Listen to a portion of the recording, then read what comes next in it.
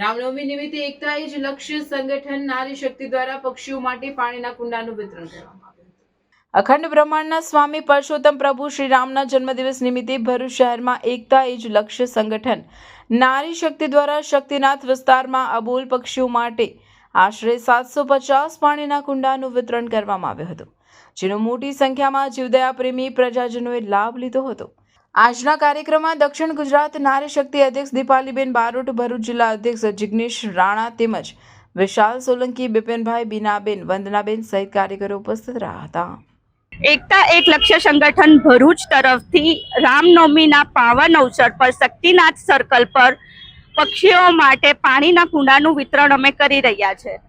આ કાળઝાળ ગરમીની અંદર જ્યારે મનુષ્યને જ પાણીની આટલી બધી તંગી પડી રહી છે, નદી નાળા સુકાઈ ગયા છે, તો પક્ષીઓને પાણીના વલખા મારવા પડે છે।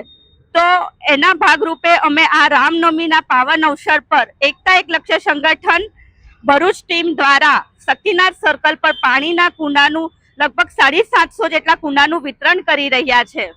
અને અમે એકતા એક લક્ષ્ય સંગઠનના માધ્યમથી ઘણી બધી સેવાકીય પ્રવૃત્તિ કરીએ છીએ, જેમ કે વૃદ્ધાશ્રમમાં જઈને જમવાનું આપવું, જરૂરિયાતમંદ બાળકોને બધા જ તહેવારોને અનુસાર ગિફ્ટ આપવી, એ બધા અમે કાર્ય કરી રહ્યા છે।